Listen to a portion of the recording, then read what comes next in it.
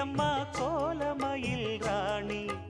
ஆடி வரும் பூங்கலசம் அழகிருக்கும் மேனி தேர் நடந்து தெருவில் வரும் ஊர்வலமா